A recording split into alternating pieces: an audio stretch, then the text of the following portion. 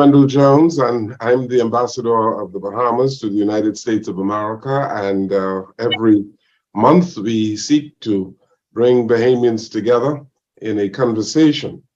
And since we are celebrating in the Bahamas the 50th anniversary of independence, it is an opportunity for us to speak to Bahamians in the United States of America. It's a joyous occasion for us to celebrate our Golden Jubilee, a time for sober reflection, and a time for remembrance of the past and the projection of new dreams. It's also an occasion for giving thanks for the great progress that we have made as a people. We have managed to keep ourselves as a country with a strong economy, the social development of our country. Even though we have challenges, we can say that our people are progressing in many areas of the world. In the United States of America, there are many Bahamians in the diaspora who have made significant contributions in the Bahamas as well as in the United States. And so it is our pleasure to introduce some of them in the conversation today. We have with us the Honorary Consul for the Bahamas in Chicago, Mr. Michael Fountain, who is an outstanding Bahamian as well as a resident in Chicago, Vice President of Government Affairs in Con Ed.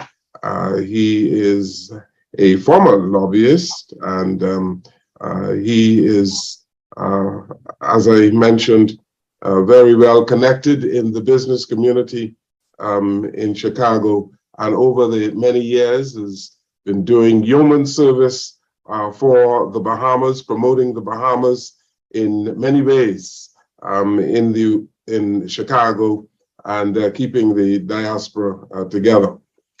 We also have with us Patrick Delaney, who is a former student of R.M. Bailey High School and the University of Texas at Austin, where he majored in finance and worked in the banking and human resources sectors. Before beginning the full-time art practice that he has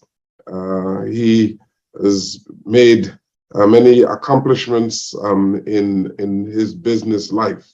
But now his business acumen fuels his art, we are told. And so, gentlemen, we are going to be joined by others, I believe, but it's good to have you both in the conversation today, Mr. Fountain and Mr. Delaney.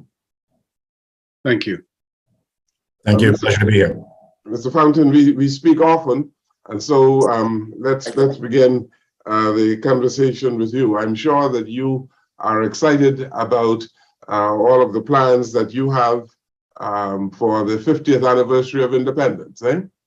Absolutely, Ambassador. Not only am I excited, but that excitement is coupled by work.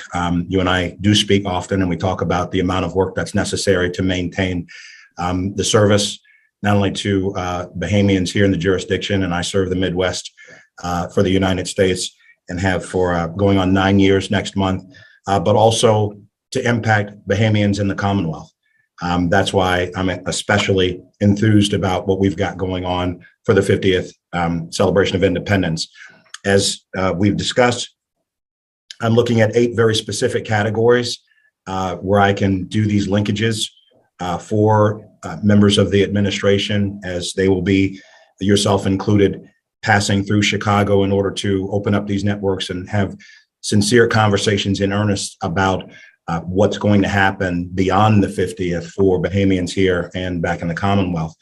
Agriculture, aviation, business, education, energy and climate, governmental ties, marine research, And we have a sister city relationship that was opened up by the prime minister when he was deputy prime minister back in 2015. So we want to continue to make sure that not only the message is out about our celebration, about the impact that we have all over the world, but certainly to be able to do actual business.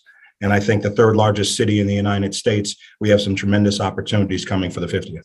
Very good. Patrick Delaney. Yes, sir. You've been involved in business, and from what we see, you are an accomplished artist. Tell us about your sojourn, so to speak, in the United States. Well, there was two components to that. Obviously, when I first came here as a student, but as you mentioned earlier in your introduction, I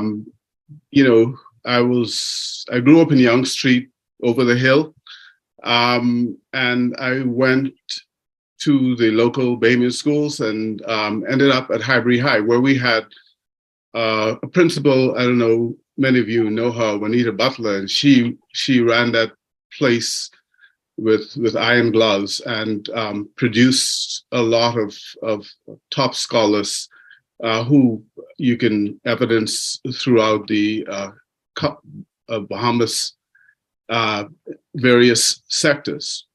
One of the things that I'm thrilled to be a part of a discussion that's doing a reflection on the 50th anniversary, firstly, because at that time I was in my finishing up high school at Highbury High / Aaron Bailey, and I was tapped to be a part of the protocol, Ministry of Foreign Affairs protocol section, to be a liaison officer for all of the distinguished guests that we had coming in. And obviously you didn't have the kind of staff to be able to be personal guides to all of those dignitaries. So I was fortunate enough to be a part of that. Another key thing for me happened at Aaron Bailey was, and this touches on an area I hope we'll get to talk about, education. I certainly was not financially in a position to get into some of the top schools for financial reasons. And just out of the blue, my teacher told me that someone from the ministry, Patricia Austin, would like to see you. I said, okay. And I went there and she said, we're offering a scholarship to go to study in Texas. Would you be interested? This is something we've worked out with the university. And I said, absolutely, because at that point I could not foresee an opportunity to go to college at that point in my life. So what I'd like for us to perhaps focus on at some point is what opportunities do we create for other youth in the Bahamas who are not financially able to attend universities, but would have the capacity and the willingness to go. And so you just need to make those financial opportunities. So I don't know if that means someone dedicated at the Ministry of Education that just goes throughout the US and other countries, just sourcing opportunities for Bahamians. Mm. And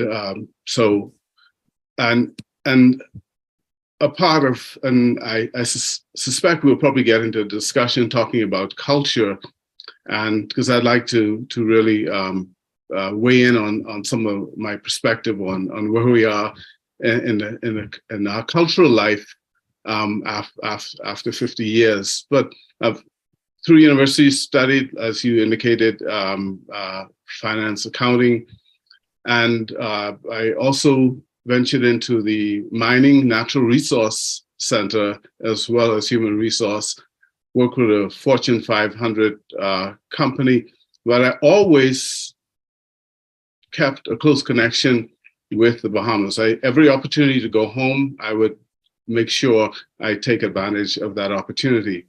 Okay. And to also reflect on, okay, how can I make a contribution to the Bahamas? How can I help some of those young folks back home to have some of the same opportunities? And then those that are here that I could identify, how can I assist them? So I think this is the mindset that we all must have. And then as a result of that, this would give us some of the tools and resources to help our country, our young country, grow, prosper, and stand out.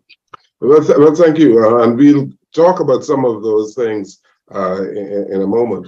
I want to introduce Janelsa Bostrick-Kati, who holds a PhD in physical organic chemistry from Howard University. And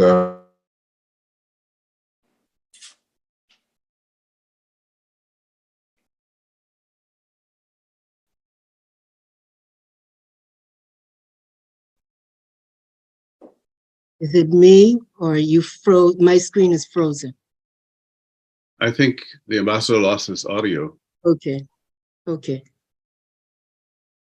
You overwhelmed him, Mr. Delaney. Or did I put him to sleep? No. Let's give him a second.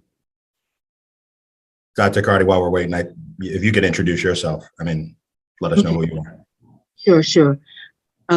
Actually, I'll take it back to high school.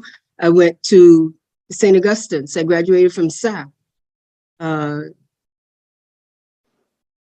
school, and then from SAC moved into applied and was accepted at Howard University. So I've got a number of sisters that have also passed through Howard University of Washington, D.C., where I studied for my undergraduate studies as well as graduate studies. Following my completion of my PhD, I was recruited directly into Shell. And that's where I've kind of forged my career path at Shell. I think they may be trying an alternate connection. So happy to be a part of the conversation around, and just to hear what other questions they have around paying it forward, so to speak. Yes. And my other activities outside of work. I will jump in because I didn't give my background. We just kind of started talking about the plans for the 50th. Lifelong Chicagoan, born and bred. After majority rule, my mother, who worked for the former Trans World Airlines, took an excursion to the Bahamas because the word was at that time the Bahamas was the place to be, especially if you were a Black American. You could go see how folks were really doing it in terms of liberation and getting out from under things. And she met my father there. My father was a man about town, and they got together. And the next thing you know, here I am. Now, the issue becomes my mother and my father, let's say they weren't the best of friends. So my mother is from the west side of Chicago, takes me back, and I really don't know anything about the Bahamian side of the family. I don't know that for decades. I don't know that growing up. There's no conversation about it. And if you know anything about my mother and my mother's house, you don't mention the old man. You don't do that. But there was a picture on the mantle. It was of my Aunt Brenda. Brenda was a 1968 Miss Bahamas. And I'll never forget that picture because there was something about it, even though we didn't talk about it, that was an obvious connection. And when I turned 40, I had a divorce and 3 sons under my belt. And I didn't know anything about myself or my side of the family here, on my father's side, I should say. So my little sister had been in contact with that side of the family. And I called her and said, we need to have a conversation. Okay.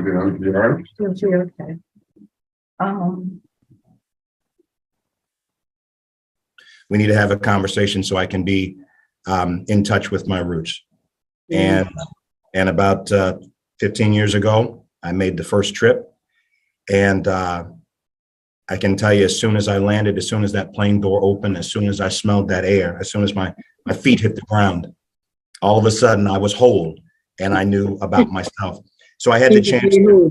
I was whole, and I had the chance to meet my father. Oh, And wow. my father introduced me to my other family members. Before she passed, he introduced me to my Aunt Brenda. And I got to sit with her after all those years, after not knowing the stories. And I can tell you some of the most beautiful human beings I've ever met in my life are not only the members of my family who happen to be Bahamian, but also Bahamians themselves. So when you talk about this cultural connection, when you talk about what it is that we have to be doing, what it is we have to feel inside, this is the greatest experience of my life, being a proud Bahamian and getting the opportunity to represent my people and my culture in Chicago, in the Midwestern United States. Janelsa Kali. Ambassador, we continue the conversation. Go ahead. Yes. We had a little break there, but I'm happy to see you. And tell us some more about what you do in the United States. Indeed. I was sharing with the guys that I joined Shell straight out of graduate school in what was then Shell Chemicals, supporting our major surfactants business. So some of my key customers were the likes of all consumer brands, particularly you'd be familiar with Procter & Gamble, Unilever, etc. So I basically earned my PhD and started a career in personal and hard surface cleaning, if you could believe that. When I went home and tried to explain to my folks what I did with the PhD dollars they invested, I remember my dad laughed. But it was so that was my Shell Chemicals job. I've had I am a product technologist within Shell, and I've had a number of roles with increasing responsibility. So today where I sit now is in our Shell lubricants and fuels business. My focus is on the base oils, basically, which is the key ingredient in lubricant products. So you may be familiar with the car care, all of the car care brands from a lubrication standpoint, Pennzoil, etc. Shell owns those brands. So that would be, and basically I take care of all, in a nutshell, if I were telling my mom, I would take care of all of the quality assurance to ensure any oils that are approved for use in Shell lubricants meet the highest standards. So in a sense, I support and help to protect the Shell branded products. Also, in the emerging, particularly from a sustainability standpoint, I currently now also support what is the decarbonization sector. So in a nutshell, we are working to support and inform the public that Shell lubricants participates in a full circular economy. We do not necessarily sell our products that go and burn out the tailpipe, generate emissions, etc., and then get poured down somebody's drain doing an oil change. We've got novel projects underway. We're in one that I had initiated, looking into ways that we can reuse, I should say it from the beginning.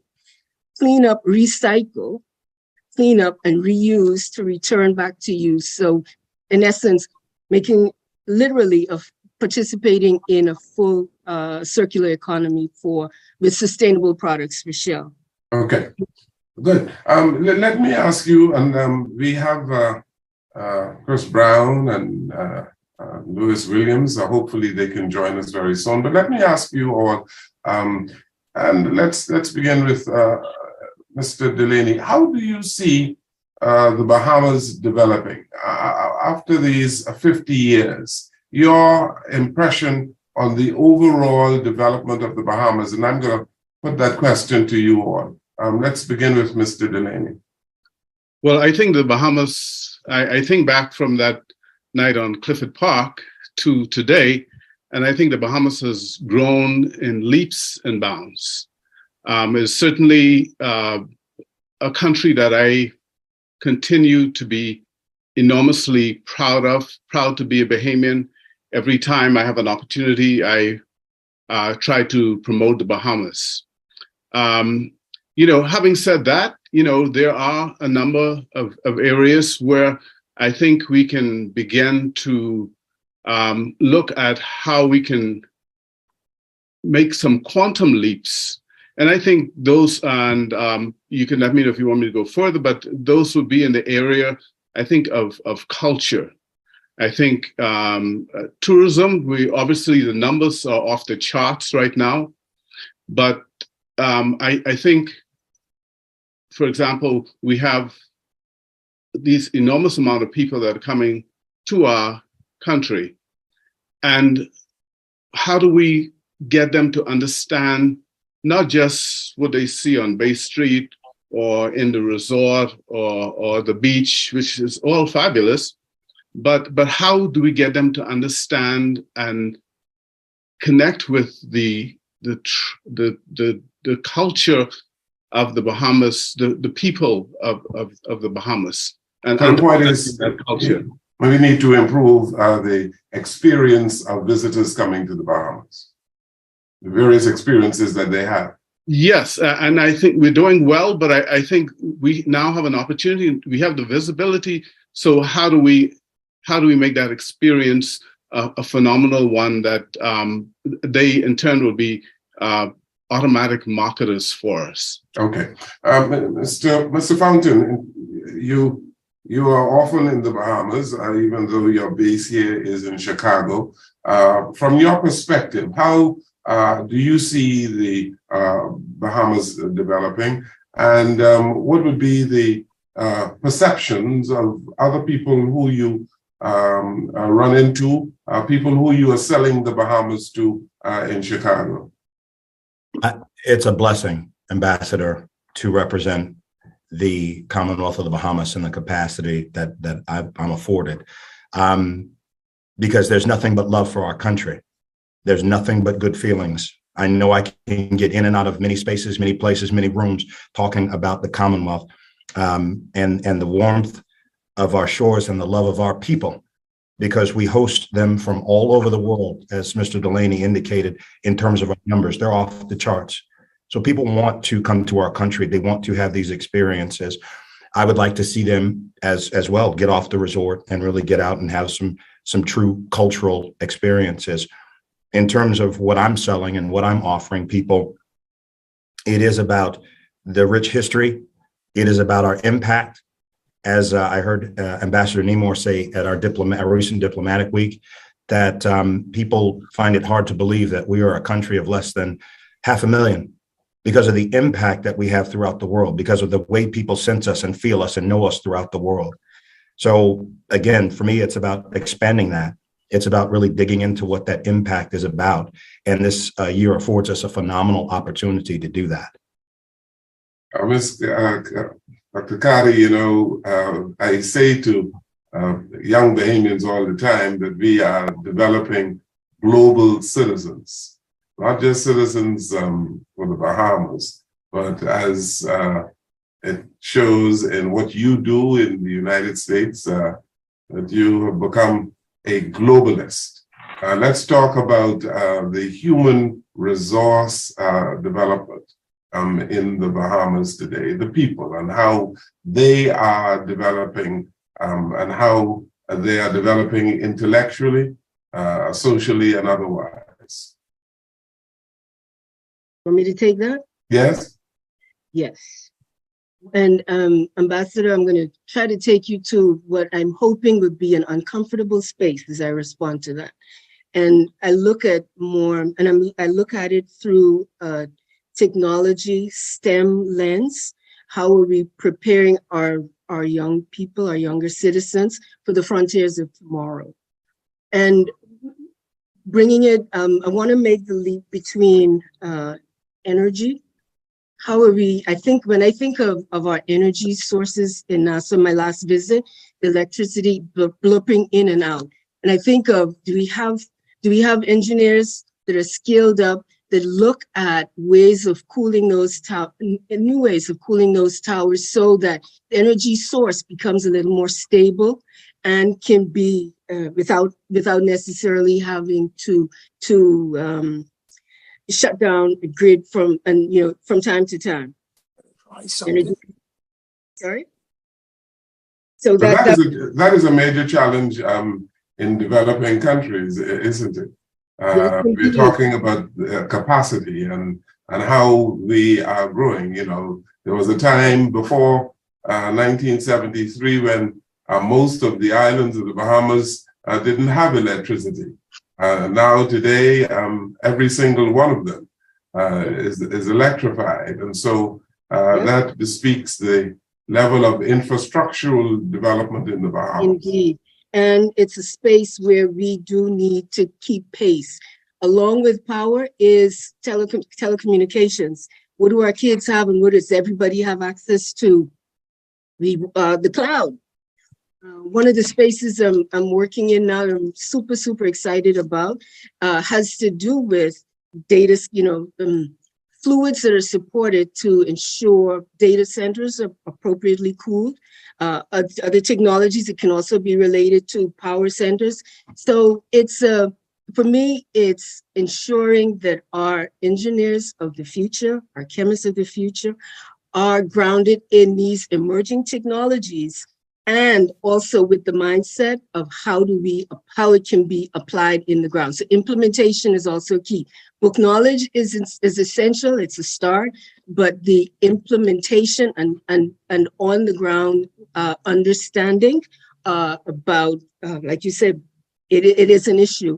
It is an issue, but how do we launch, implement, and execute, and then maintain a system? Okay, Mr.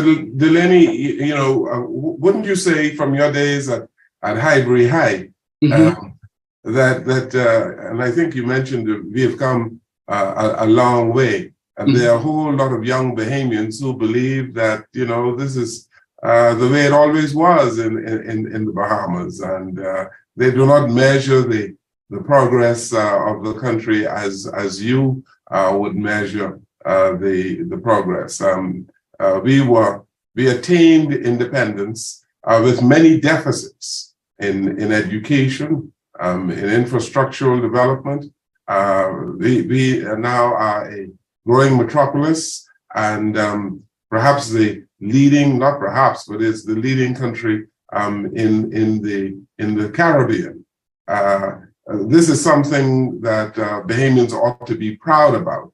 But how do we teach Bahamians this sense of history so that they can have an appreciation of where we are 5 decades after we attained independence in 1973?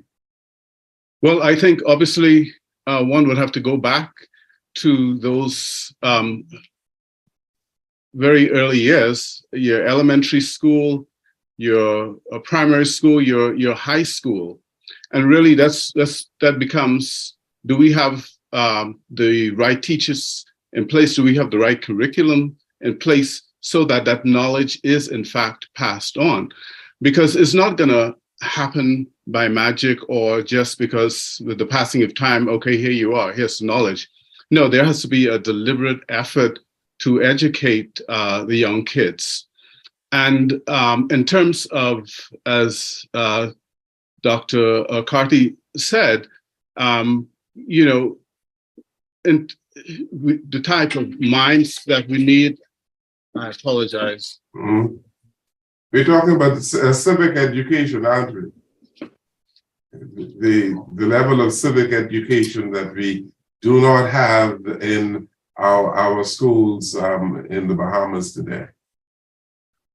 Well, here again, though, in order to get an understanding of the civic education, one has to be informed, and someone has to pass on that information. Someone has to pass on that knowledge. And what I'm saying is that we need people that are well equipped to, number one, understand it, and number two, to pass it on, and then taking those individuals and grooming them, and they can be professionals and come back and pass this knowledge on to the rest of the culture. And like I said, this doesn't happen by accident. There must be a very deliberate effort if you take, for example, if in the area of culture, culture links very closely with tourism. That can be an off ramp to get that information to the tourists and get them to experience the Bahamas at a deeper level. Yeah, but haven't we seen, perhaps all of you can chime into this, and I really wish to be able to engage at this time, Mr. Williams and Mr. Brown, but all of you, Mr. Fountain and Dr. Cardi, can talk about culture here. And I'd like to put this position that we have seen a dilution of the Bahamian culture because of what I often call cultural imperialism. We live next door to the United States of America. We are very impressionistic. There are a whole lot of young Bahamians who mimic the good and the bad of North America. And so let's talk about that imposition in our culture. And I believe, Mr. Fountain, you might be best suited to start that conversation or to continue that conversation. Cultural imperialism, the extent to which it has caused a change in Bahamian culture. I do find myself at a unique nexus of that discussion based upon the fact that I was raised in the US and that my experience as a Bahamian is relatively new over the last almost 15 years now. But what, as a young person, and I believe the stat I heard was that about half of the Bahamian population is 35 and under. When you see the world outside of your world, everything that's foreign is exotic and it's appealing, and home may not necessarily have the allure that it needs to have if people aren't investing in you, if you don't think there's opportunity there, if you don't feel like people are talking your language, if you feel like your government and your leaders are out of touch or perhaps out of step with what is important to you. I think as leaders, we have to always be paying attention, as Dr. Cardi was discussing. You have to be paying attention to what's next, not what's now. If you're looking at what's now, you're late. And we have to invest in what is happening in terms of technology, in terms of, I was thinking about this in the previous segment about agriculture as well. We spend a lot of money importing food in the Bahamas. And in the time that I've been paying attention, we haven't really had a huge campaign around what it means for Bahamians to till the soil and to be able to feed their brothers and sisters. And that's young people shouldn't feel like they failed if they choose that as a career path, if they choose that as a profession, life's calling. And I think it's incumbent upon us to make sure that we're paying attention to what's going on all over the world, what young people are talking about, what they're interested in, because then we can have a conversation about their futures. If they don't feel like we're having that discussion, then they're going to take their time and their talent and their capabilities elsewhere. Yeah, but we have to talk about what it means to be Bahamian, given our proximity to the United States, given the American influence in the Bahamas and the part of the world in which we live. Absolutely. That influence is ubiquitous. But that's exactly why I said what I said again in the previous segment about the fact that when our, and I'm glad to see Ambassador Brown to talk about sports and the influence that we have. The 400 meters is owned by the Bahamas, men's and women's. When people see things like that and they see our actors and actresses, when they see, and I had the opportunity to meet Aisha Bowe when I was in Washington for the PM's visit, when she makes her journey, the first Bahamian woman to be in outer space. When we start really not only breaking past the notions of who we have been, but who we can be into this glorious future. I may not make it for the 100th, but that's why I intend to leverage every conceivable aspect of impact that we have celebrating the 50th and telling that story, but also intertwining that with the concept of the future, because again, and I stress, if the young people don't feel that connection, then they're going to be disengaged and they're going to want to go elsewhere. Very good. And we're happy to be joined by Chris Brown as well as Lewis Williams. Mr. Williams, you are originally from Williams's Bite in Lustra, right? Exactly. Yes, sir. Very good. It's good to see you. How long have you been living in the United States? I've been in 47 years. Okay. Yeah, I born in Nassau, but my mother died and my grandmother took me to Williamsburg, and I went to the all-age school there, and then I came down to Nassau and I went to Royal School for a while. And then I started to work at Seafloor Aquarium, Johnson Brothers, but I got all of my education being a waiter at Buena Vista Restaurant. Buena Vista Restaurant was one of the top restaurants at that time.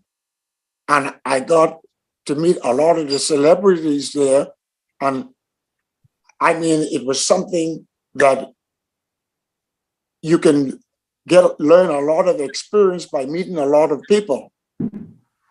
And I came into Nassau and I met a young lady from Houston, and I ended up getting married to her, and we have one daughter, Kristen Williams. And since I've been there, I've been asked on a lot of occasions in regard to getting citizenship, but it is hard. It is hard for me to do that. All the years I've been here, I'm 84 years now. It's hard for you to get citizenship where, in the United States? Yeah, they're asking me about citizenship, but I can't. Bahamian passport. No, I can't. You don't want to give up your Bahamian passport. Yes, I have it, but I can't give it up. I just can't. Give it up. Allow dual citizenship. Okay.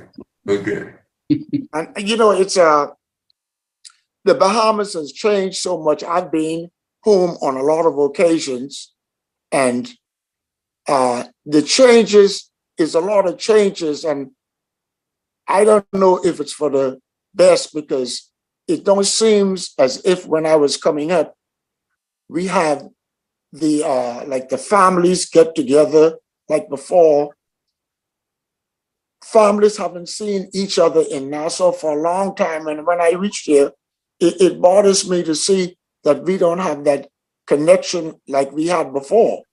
And I came here and I started to work at a clothing store, and I was one of the best. And in traveling all over, I gained a lot of experience in the clothing business and get to meet a lot of the celebrities and whatnot. And I try to push my country to these people. And I started the Bahamian American Association here in Houston, seeing that we had the amount of people from the Bahamas who's living here. And it went well for a while, but it faded out a bit. But we wanted to bring all of our people together. And we have a large amount of people here. One of the things I was asking about, the amount of people that we have here, if we can have someone from the immigration department come here, not to be stationary, but like every 6 months, to help the Bahamians who is living here with their passports and whatnot, rather than they have to go all the way to DC, to Atlanta or to Miami. If we have someone come here for 1 week or 2 weeks just to take care of that, and they can work right probably out of the tourist office here. We can fix that, and that is one of the things we are about. That is part of my job in the United States now. We're going to work on that, Mr. Williams. But let's engage Chris Brown, who is renowned in the Bahamas. Chris has been representing the Bahamas around the world. He is in 5 Olympic Games, the World Championship Games, and he is a gold medalist. Chris Brown, you are operating now at Clayton State University in Georgia. How does it feel to be a Bahamian in Georgia and doing what you do? Well, first of all, my apologies, and thanks for having me. And again, to all of your panelists, good afternoon, and good afternoon to you, Ambassador Jones. For me, being here in Atlanta and being a pioneer, I'll say, in the sport, and an ambassador, and also a coach, and being a Bahamian for me is everything. And Mr. Lewis, you and I have something in common. We are both from the Family Islands and Wims's Bight, to be exact. Exactly. And you're my relative.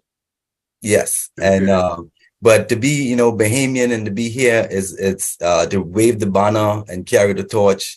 It's a blessing for me to be able to be here and continue to represent the Bahamas internationally. And I would continue to do that. I take pride in representing the Bahamas everywhere that I go. Once people hear my accent, the first thing they ask me is, where you from? Because that's a different accent.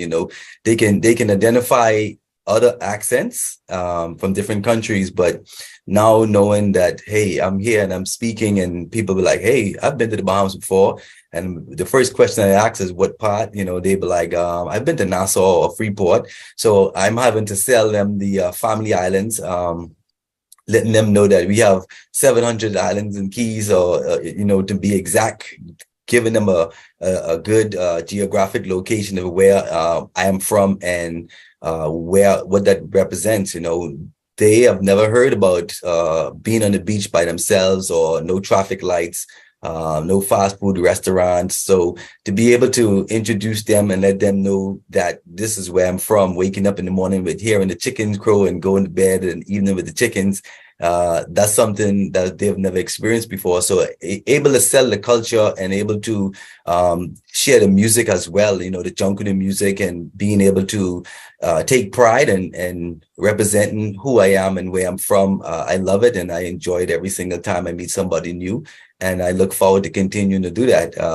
And Mr. Fountain, it's always a pleasure to see you. And I'm still waiting on that telephone call you and I supposed to have months ago, but I'll wait for you. I have a lot I got you covered. Yeah. But but Chris, I also wanted you to chime in while you are here on the changing scenes that we see, and the cultural shifts that we see among young Bahamians.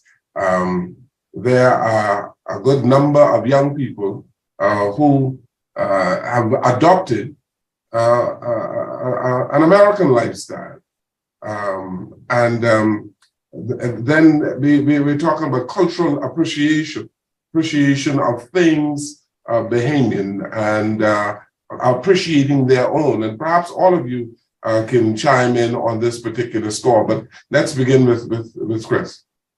Well, for me, like I said, being able to share the culture and being here in the United States, I think that I'm getting a lot of experience being a head coach here and knowing what I know today, traveling around the world and being able to learn and adapt into situation, and having the opportunity is a huge blessing. And I think that a lot of the younger athletes and Bahamians that's coming up behind or who came before me would have came and opened the doors and made younger Bahamians see that there's a bigger and a brighter scope if you believe in yourself and you have faith in God, that anything is possible. And so for me, I was able to play my role and inspire next generation for the amount of years that I've been on the scene, and with that gain a lot of experience and gain a lot of knowledge and made a lot of contacts. And hopefully I intend to one day, like Mr. Williams said, he still has his passport, so I still have mine as well. And I intend to one day go home and take the experience that I have and be able to distribute that throughout the Bahamas and bring our people up to speed on what's going on and how to make timely fashion decisions, and just be able to operate on a world standard, because we in the Bahamas, we say we want to be somewhere for a certain time, and 15, 20 minutes later, we're not there, and we apologize for it. But again, just being able to operate on a timely fashion, being able to deliver world-class events, being able to operate and to showcase what we have to offer to the Bahamian people, and also to the people who come and to visit us as guests. You just want to be able to produce and provide the best product that's available. And I think that the next generation, I think by them seeing what we've able to accomplish and the steps and the feats that we've able to step on and the arenas that we've been able to represent on, you've now seen a domino effect, because now we have great players now in the NBA. We have players in the major leagues. We have players now in the football world. We have actors. We have guys working along with greats like Tyler Perry Studios. And so that's just to name a few of them. But we are examples of what we want to see in the Bahamas. And I think that if younger Bahamians continue to see us doing well, I think that would create and continue to create a domino effect that, not all Bahamian citizens are bad, or not all of us are out there not doing well, but we want to be able to produce and live by examples and show that we too can produce, and we too can stand amongst the giants out there in the world. Okay, but we have you all here, and you are in different states in the United States of America. Dr. Dakati, should we be concerned about losing our Bahamian identity? Oh my goodness. Well, that's a loaded one, especially if you look at the range between Mr. Lewis and myself. Are we concerned that we lose our identity? No, because the Bahamian passion is a passion that's in your soul. We got a calypso behind that one too. It's deep. It's embedded deep within us, and that's a pride. What you said that resonated me a lot was then the culture and concern around diluting our culture, our history, and for the position that you are in, I can see where it's a very tenuous situation to be in, because on the one hand, our culture is significant. It defines who we are, and at the same time, as progress happens in society, as progress happens within our next generation of children, they want to keep pace with that. So how do we marry and keep the two married together? I'll tell you one thing that was amazing to me to learn was there's a Bahamian who was a part of the Air Force, Tuskegee Airmen. How well known is that? Didn't know that. But we did have a Bahamian pilot, and I think that was huge when I saw that. So how do we keep those tenets that we're proud of alive? And I think of University of Bahamas is a very likely forum, exposing all of the talents that we have that's here in the US when we go back to visit. But it kind of take a page out of what we see here, bringing this talent, all of that talent back, so that our children see that and see the art of what's capable, what is possible, broadening their horizons. But at the same time, I agree with you. Keeping the culture alive is going to be a kind of a continuous tension. Okay, Mr. Delaney, should we be concerned about losing the Bahamian identity? No, not if we look proactively for the next 50 years. And when I say that, you have to go back to the early years. But before we do that, let's ask ourselves as a country, as a government, in fact, is how do you enhance your culture? How do you sustain your culture? And to me, the way to do that is to have, and this, I think, I don't see evidence of it, but we don't have a policy related to culture. And I think, and in fact, if you really want to propel culture to its highest level, it's also going to perhaps require that you have a ministry of culture. Now I know you have ministry of youth. We do have a Ministry of Youth, Sports and Culture. Culture, right. But I think if you really want to elevate culture, you almost need it needs a ministry of its own. Because, with that, you have a lot of resources and you get a lot of energy behind that. Because a lot of how the young people respond to what they're hearing now, it depends on what they're getting at a younger age. I know, for example, I go back to Highbury High. We had a music club there. And one of the teachers there took a group of us to New York. And we went to the symphony, we went to the opera, we went to plays, we went to, I think that year, The Godfather, we saw a movie. It was a long weekend of compact culture. And that experience, that one experience in my life in high school was the trigger point for my love and passion around culture. I happened to have the misfortune to marry, I'm sorry, I said, I had the distinct fortune to marry an opera singer who had world-renowned recognition. So I would travel around the world like Chris, promoting the Bahamas at every step of the way, because they'll say, "Oh, you don't sound like your wife," but it gave me an opportunity to talk about the culture.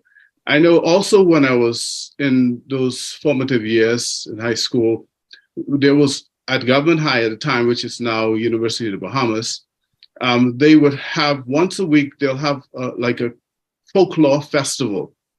And the taxi drivers would bring the tourists to that school, and we'll have a folklore. They go talk about, sing songs from the Out Islands and rake and scrape and all of this. So those particular tourists actually experience the true essence of Bahamian culture, like Penis Taylor Drumbeat Club, those iconic entertainment centers. We have to find a way to bring those back and elevate. And now from the classical music standpoint, I have a daughter.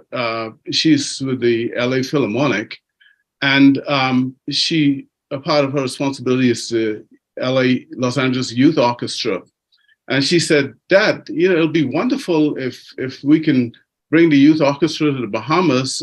Would the Bahamian cultural folks, would they embrace that?" I said, "Sure. It'd probably have to do some things in between to get to that point." But I think about bringing, like, say, a youth orchestra there, and then maybe you have youth in the Bahamas who can be interested in that aspect of culture, bringing symphony orchestra to the Bahamas, etc. Okay, you all speak so warmly about the Bahamas, and we often say it's probably the best place in the world to live. Bahamians would say it's better in the Bahamas, and some would even say it is best in the Bahamas. So with all of those glowing comments that we've had today about the Bahamas as we celebrate our 50th anniversary, I'm going to ask you, what displeases you about our culture, our social development, I believe Mr. Fountain might have to leave us soon, but let's begin with you, Mr. Fountain. We've spoken glowingly about our country, the Bahamas, and we have a whole lot that we can be proud of. But what displeases you? When I look at my own experience as a Bahamian American, and again, coming to my roots as a Bahamian a little late in the game, I was excited to get to a country, to get to a place where Black people were in charge, where Black people were leading, where Black people had fought for and won freedom where Black people were on the money to see that the problems that beleaguer us in the States are the exact same problems that we have in the Commonwealth. We have to do better in terms of educating our children. We have to. Earlier, I spoke about pouring into them to make the cultural linkages, to give them hope about their future, to let them feel like the investment that is made in them can be made and returned into their country. But I also look at this, again, the technology conversation. We lost 2 years in a pandemic. And I don't know if any of our Bahamian children had a respectable level of education in those 2 years because they didn't have access to the technology like other students around the world. That means we're behind. If we're constantly rated low in terms of their scores, then you're looking at your future and it doesn't look bright. And we have to do better because this is about where they are now and where we intend for them to be. And if we don't take that seriously, we're just setting ourselves up for a tremendous disaster. The same question I want to put to. But I would say I have hope. I would say that I'm still filled with hope about our ability. And I would close in saying, and Ambassador, you've heard me say it a million times now, and it's only February, but it is 2023. And we have missions all over the world. And so our ability to light up the world in the aquamarine, black and gold this year is a once in a lifetime opportunity. And we have to manage that accordingly, and we have to manage that appropriately. We won't find all the answers this year, but we can open up a lot of opportunities this year that will have long lasting ramifications and impacts going into that future, going into that next 50 years that Mr. Delaney spoke of. So I want to thank you, Ambassador, because I do have to go. I want to thank this illustrious panel. I look forward to seeing you all again. Thank you so much. Yes, thank you so very much, Mr. Poundin. Thank you for joining us today. And I want to put the same question to the other panelists. Mr. Williams, Yes, sir. even though you don't live in the Bahamas, you are well connected in the country and you know what is going on. What displeases you? You know something, Mr. Ambassador, before I get to that, to be a Bahamian, to keep your identity is one of the best things that can happen to you, even for your children. I know my daughter makes sure she have a Bahamian passport. And several other Bahamians, kids who were born here, they continue keeping their Bahamian identity. Wherever they go, they tell people they're Bahamians. And now back to the question that you were asking. Yes. What displeases you most?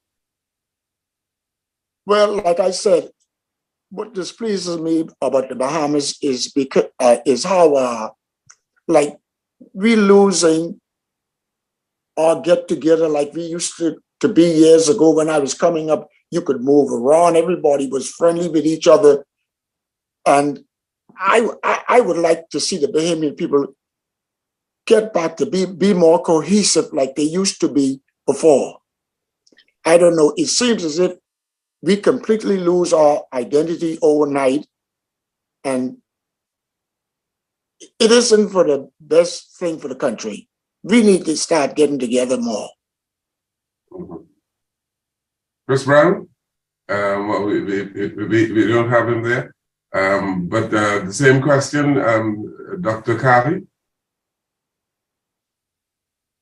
Ambassador, you are loaded with questions. I mean, I'm here to tell you. Now, you put it. It's a little bit of a negative slant. What are you pleased with? And so I'll tell you some of the things. You can turn a negative into a positive. Yes. That part is going to be your job. So I'll just throw a couple of topics out there. And it's the kind of the messaging that dilutes the power of all that we've invested in our culture, tourism, and cultural awareness, basically. So Immigration is an issue. It's a global issue, but still what we see that gets played through national news when the crises with the Haitian immigration happens, and the way that happens is talked about in national news, that displeases me, gives me some angst around how can we I leave it right there. But that part gives me some angst. Also, I say investment. How do we invest in the infrastructure existing, and who is having an eye on the future? And are those investments being made? And are the people aware of it? I'd say something else to bring it a little closer to home: the cost of living. Mm. And I would think that the average everyday person that has to balance cost of living with cost of education, et cetera, does it have to be that way? And then there's the geopolitical implications of that. Are we wedded with China in some of our goods? What has changed in that barter import exchange that leaves the cost of living as high as it has, as high as it is? And the things we can do different with partners that are country partners that are closer to us. Yeah, but you have to appreciate that there's inflation all over the world. Even here in the United States of America, Americans are complaining about the rate of inflation and the impact of the war in Ukraine, the aftermath of COVID and what it has caused to the food chain and all the rest of it. So we are importing inflation in the Bahamas. Yes. And it comes back to some of those things, some issues that you put on the table earlier. Sustainable farming to help food, indigenous food grown, getting back to some of the basics that can offset in times like these. It can offset some of those inflationary costs. And you're right, as it happens in the U.S., it trickles down. But you asked me what displeases me. That gives me some angst. And what programs do we put in place, and how are we learning from as the recovery from COVID to put in place so that the next hiccup that happens, our people are in a better place to respond. Mr. Delaney, you are high on culture. The same question to you. What displeases you about your country, the Bahamas, 50 years after independence? And I'm putting the question in the negative because I want people like you and others to inspire Bahamians. Well, you mentioned culture, and I alluded to it earlier, but the not enough focus on culture and raising the profile of culture, raising the identity of the Bahamian culture. And that's true, having a policy that's focused in that way. Infrastructure is also an issue for me. Being someone who's from over the hill, I'd love to see some plan in place where we can begin to see a metamorphosis of over the hill, so that we spend a lot of money on the resorts area and the tourist area, but what can we do to help those areas? That, to me, that's important. And actually, we don't necessarily do, at present, the best that we can with what we have. For example, we have all these cruise ships that are scheduled to come to the Bahamas in the next couple of years. And primarily, they're going to jump out and be on Bay Street. But when you look at the infrastructure of Bay Street itself, it's it's a little embarrassing, particularly as you go further east. And, you know, infrastructure wise, I don't know if it's eminent domain or whatever, something has to be done to kind of raise that, because, you know, you invite someone to your house, you know, they come into the front room. That's the first room they see. So let's do something about the aesthetics of Bay Street. And then with, you know, in the US, you know, the US sneezes, the Bahamas catches a cold. So what do we do in terms of around, you know, feeding ourselves?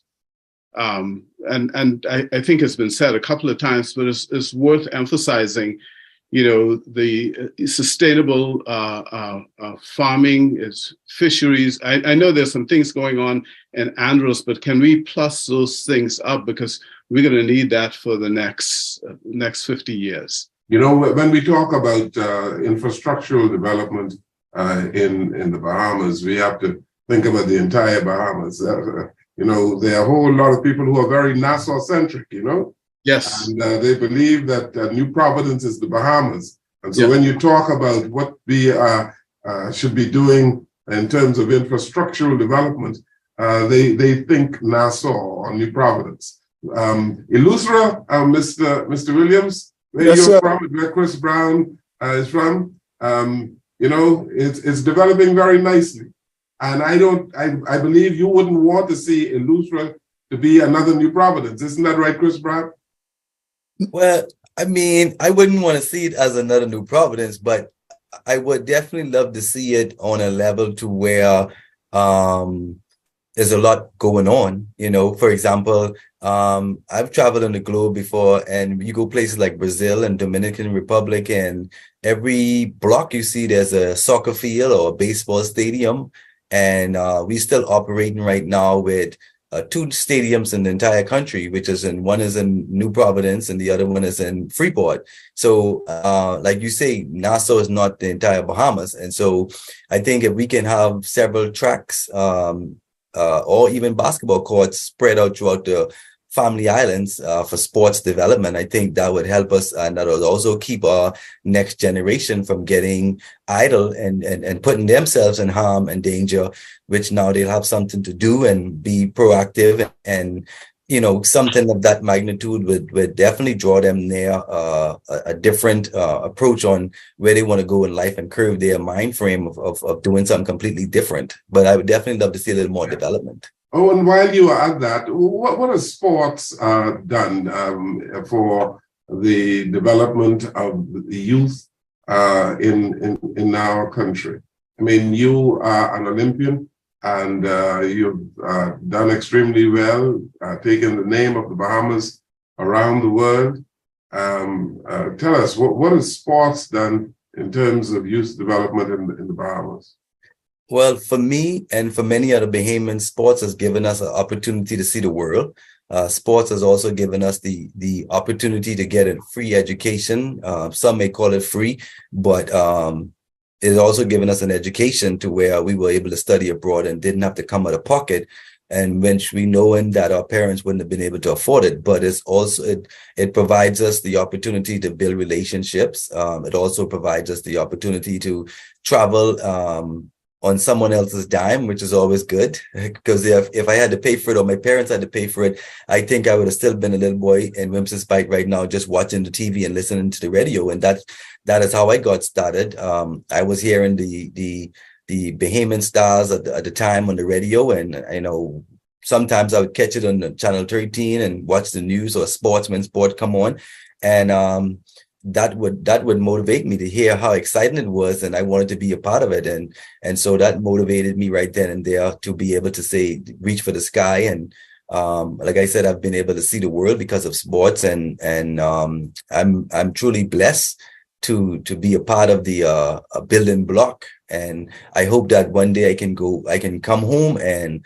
help distribute that energy and that same passion and the opportunity to give the next generation the same gift that was granted to me. and be able to help them to reach their full potential and just, make friends, see the world, explore, and have fun doing what you love to do. And I just love it. I've been able to taste a lot of different foods and meet a lot of different people, and it's a great opportunity, and I wouldn't trade it in for anything in the world. If I had to do it again, I would start all over again and do it just the same way I did it. There's a Latin expression, Quo Vadis Bahamas. It's a question. Quo Vadis Bahamas. And the question is really, where is the Bahamas going?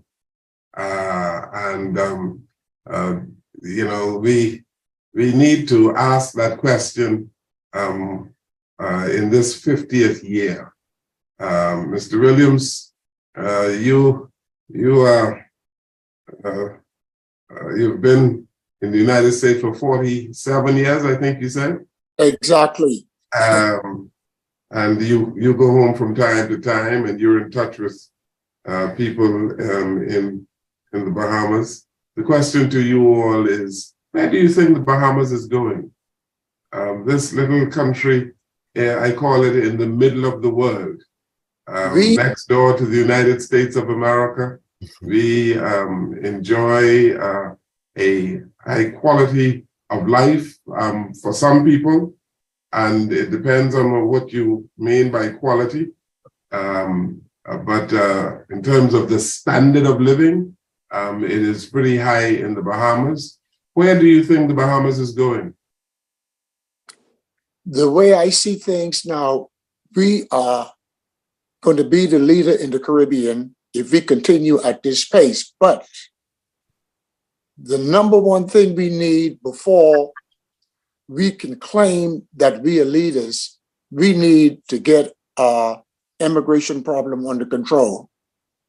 And one of the ways I think we can do that is we allow people from other countries to come into the Bahamas, and they use the Bahamas, Nassau especially, as a conduit to get to the United States.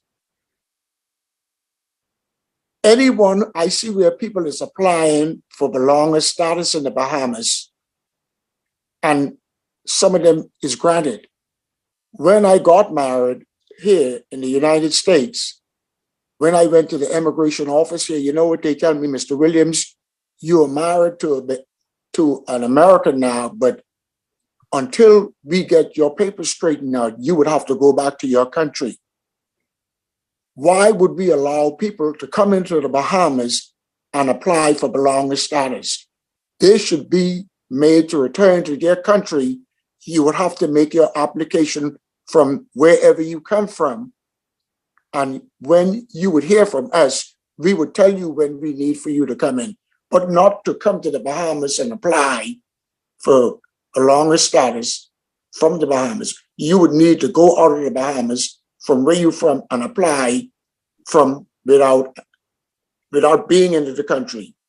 And they're using the Bahamas as a conduit. And I don't think that should happen. Okay.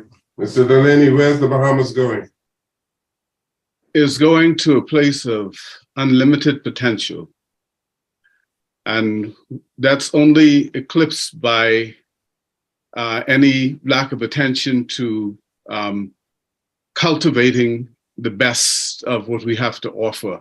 And I think where we're going is that we're going to a place where we need to look at all of our systems as a country, be that culture, education, and trying to figure out what is the best of that and what was not working, get rid of it, however we could enhance it.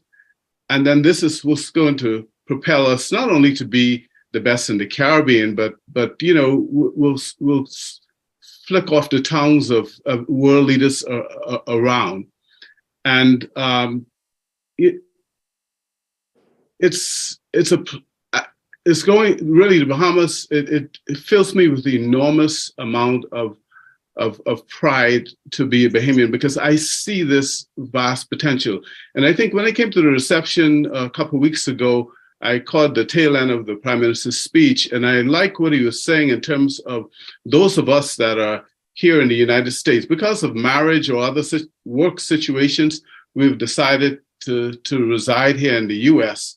But it doesn't mean that you can't not reach into the Bahamas and lift someone up, and whatever expertise you have, give that to the Bahamas. And I appreciate the fact that you have brought this panel together of folks that are out here. I've never really had anyone reach out like this and say, okay, tell me, what do you think? How can we use the resources that are here to help the Bahamians?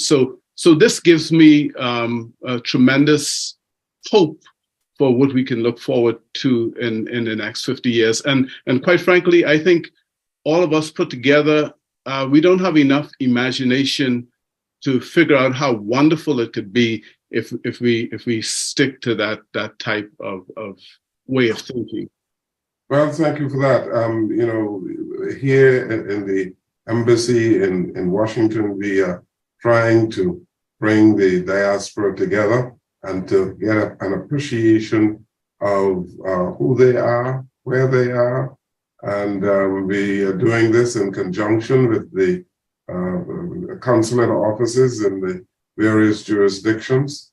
And it is good to have you all here today. And so I'm going to end with the same question to Dr. Bostwick Carty. Where's the Bahamas going from your perspective as a Bahamian who is doing so well in the United States? When you qualify it so well and you put me on the spot. Doing okay.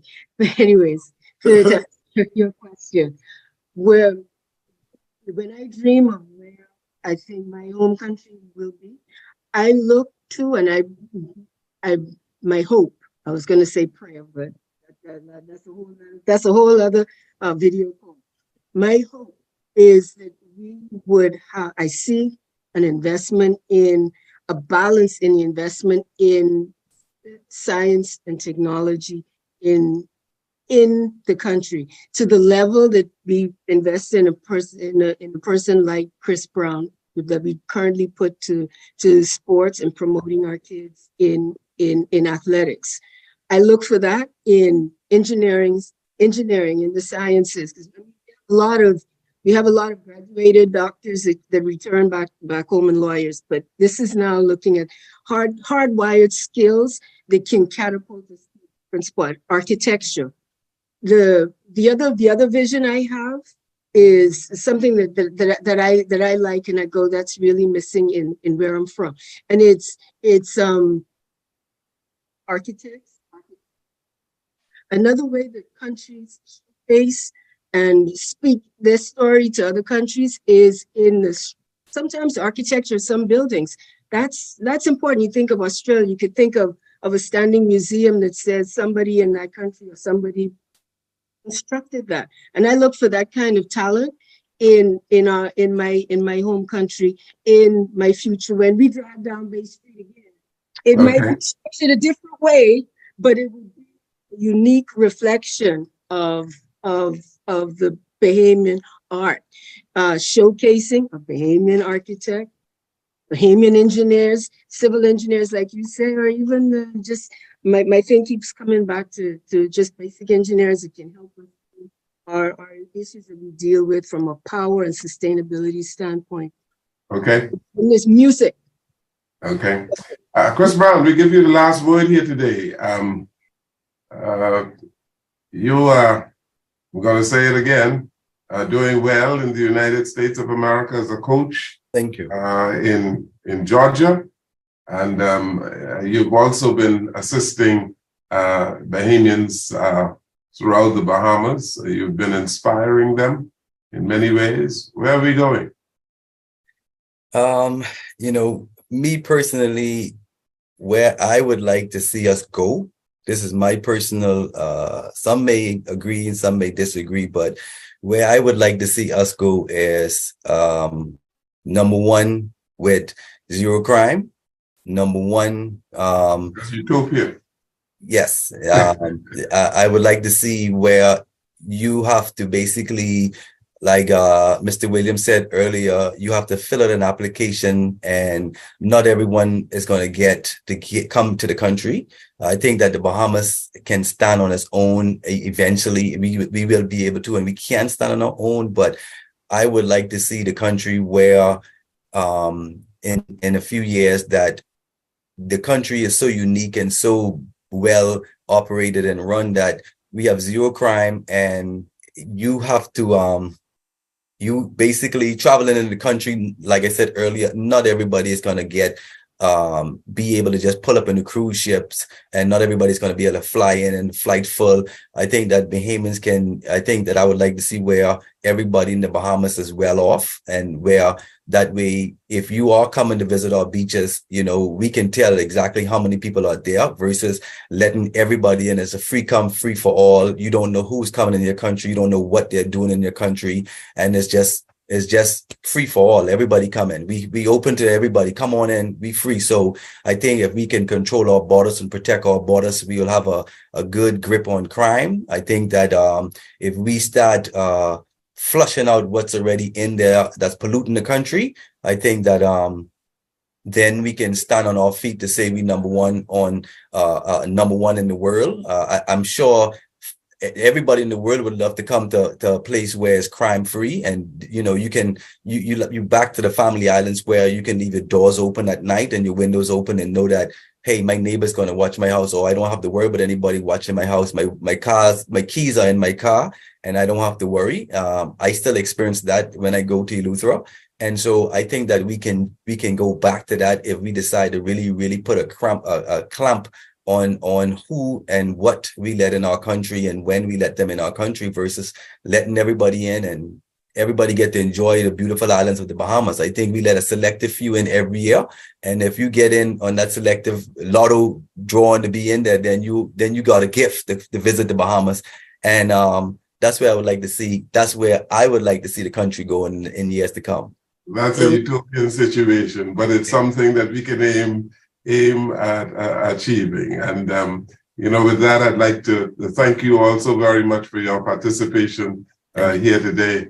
As we speak with the Bahamian diaspora, we are having this conversation on an ongoing basis, and you're free to come back at some time in the future so that we can continue to talk about the development of our country, the Bahamas, especially in the 50th anniversary of independence. So thank you so very much. Thank you, Mr. I'd like to thank thank you. people here in the Embassy of the Bahamas and our consulate offices in the United States, particularly Ashley Monroe Cargill, as well as Sonia Rose, for organizing these very exciting conversations. Thank you so very much.